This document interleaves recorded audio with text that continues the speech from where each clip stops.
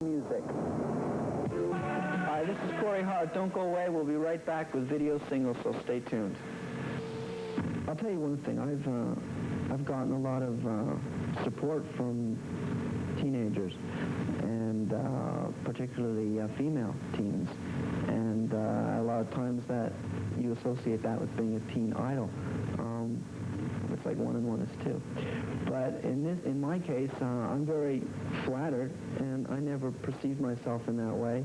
And you know, it means a lot to me when I get fan mail. I'm very appreciative of it, and I say cheers to all my fans. And if they're young and they're female, you got good taste. And and I'm real proud that you support me. But I think that my audience will expand further than just females, and I think my music will stand the test of that. We're going to try and push it a bit further. Interview with Corey Hart. I'd like to stay in Canada, but the record's done really well in America, and I've got a lot of work to do down there. I played piano when I was about 8 or 9, I think. Yeah, I was forced, and the teacher wouldn't teach me anymore because I wasn't very good. And I'm still not very good piano player, but I can get by with writing my songs on keyboard, which is the instrument I play. You read a lot of them? I read all my music. But you read a lot? Yeah, I'm pretty prolific. I like to, I've always got ideas on songs, so whether they're songs that I would record, not necessarily, but I'm always writing, yeah. Are you in love? Yeah, but what I mean is, you don't go out of your way to fall in love just so you can write songs? Yeah, I am in love, and it has contributed to a few songs.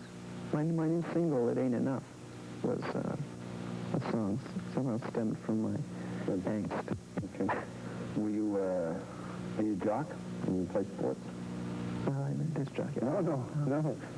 I try in my unorthodox way to play some sports. Do you have any hobbies? You paint, and You're not going to ask me my favorite color. No.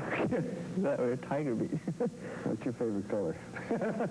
Black. Right. No, what do we know about you away from music? Yeah. What do you want us to know I about? want to beat John McEnroe. Do you? You play tennis? Yeah, I play tennis. What else? Well, I lived in Spain and Mexico. Okay. Yeah, and I think that was important to me as a young guy, being exposed to further than your own block. You know, look at the different cultures were important. And I speak Spanish. So. Do you? Yeah. Speak French? Yeah. Fluently? I speak Spanish, but I can get by in French quite well, but I speak Spanish like I speak English. Oh. Eloquently, right?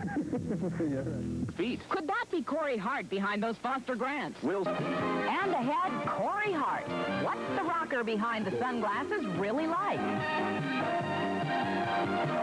Corey Hart, a musician who isn't on the country chart, but don't count him out. He's doing well on the pop chart, and with all the crossing over going on these days, there's no telling where his name will turn up next.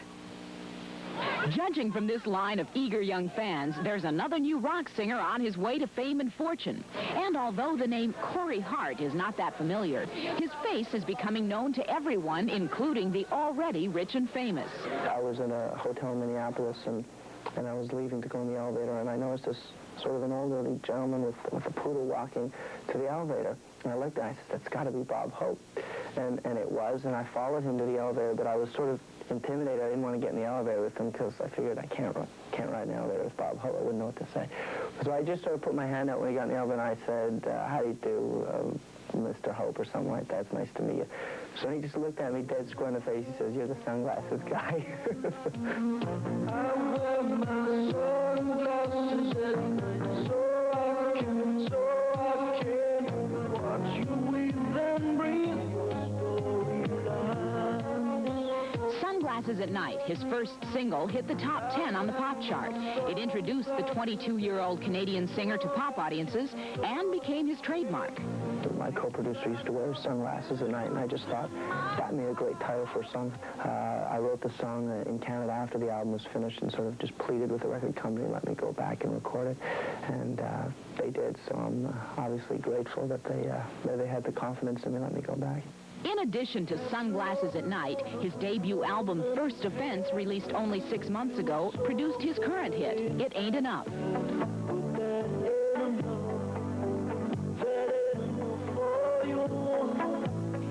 the opening act for such artists as Rick Springfield, Culture Club, and Hall & Oates. And with his growing recognition, it seems very probable he'll be touring as the lead act in the near future. With his brooding good looks and intense style, Corey Hart may well be on his way to becoming one of today's hottest teen idols.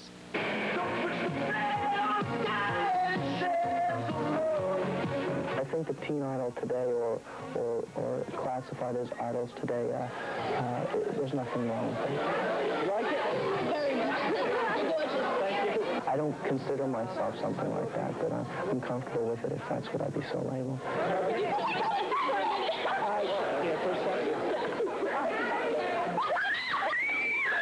I don't think that image should be the whole basis or should carry the load. I think music is what people want to respond to. My image? Canadian guy. Stars. Hi, this is Corey Hart. The United States has got MTV, but Canada has got MuchMusic.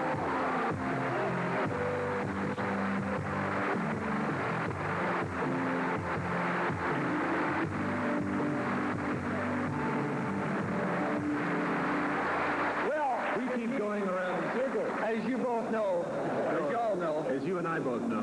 making a hit video is just as important now as making a hit single.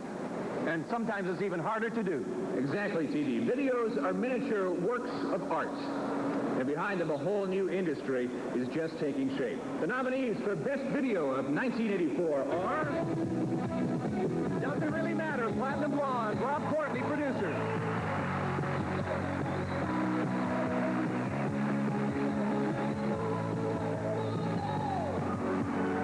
I Want You Back, Sherry Keane, Rob Fordley, producer.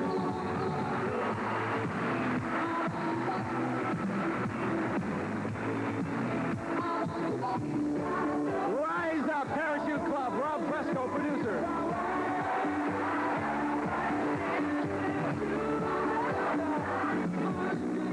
Standing in the Dark, Platinum Blonde, Rob Fordley, producer.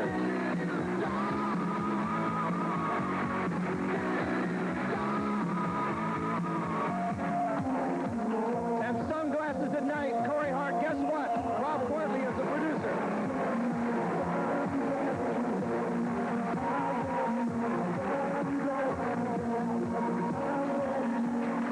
And the winner for the first ever Video Juno Award is... Champagne Pictures, Rob Courtney, Corey Hart, Sunglasses at Night.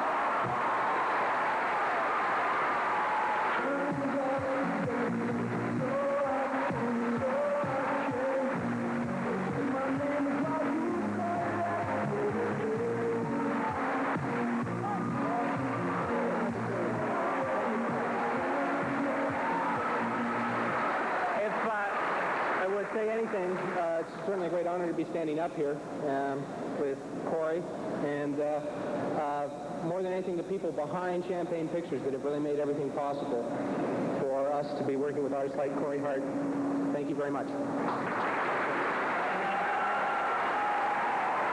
I just want to say that I was real upset about doing my first video because I'd never done one before, and this guy, I call him the idol maker because he did wonders with me, and it was a real pleasure to work with him, and thank God we got MuchMusic now. Thank you.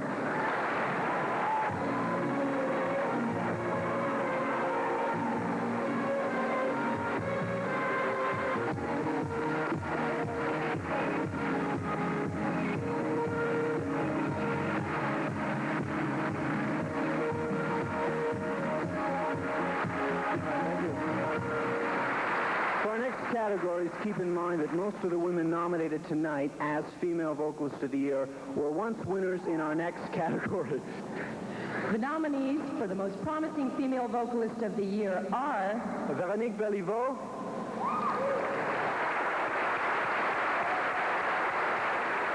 Sherry Keane, Anne Mortefi, James Siberry, and Diane Talley. and the winner is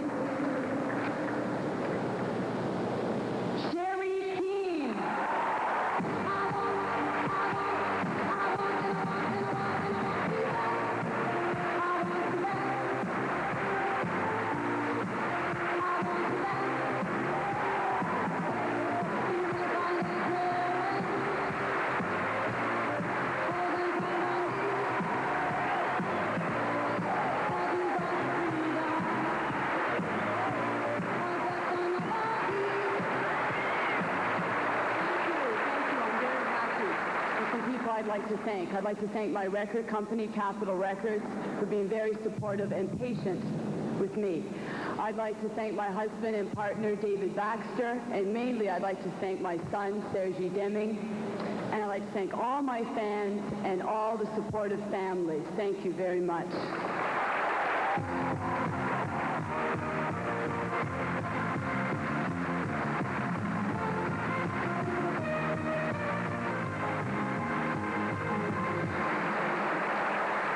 I have to read this. And look how promise pays off. The 5 singers up for our next award have a total of 29 Junos between them. Tonight's nominees for Female Vocalist of the Year are Del Bello,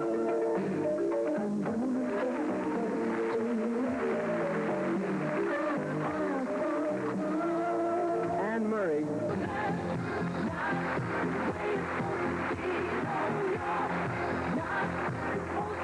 Carol Pope,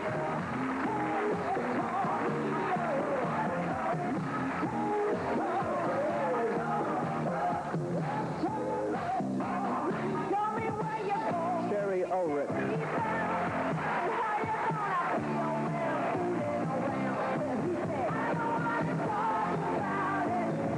and Hollywood.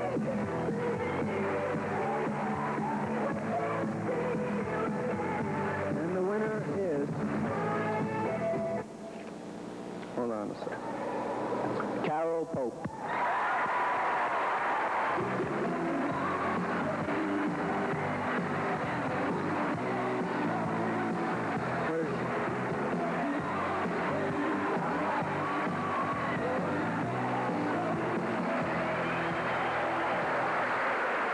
I really don't deserve this. I want to share this with everybody else who was nominated, because I know they've all worked their butts off just as much as I have. I guess I'd like to thank CBS and True North Records and my creator, Max Factor. Thank you. Bye.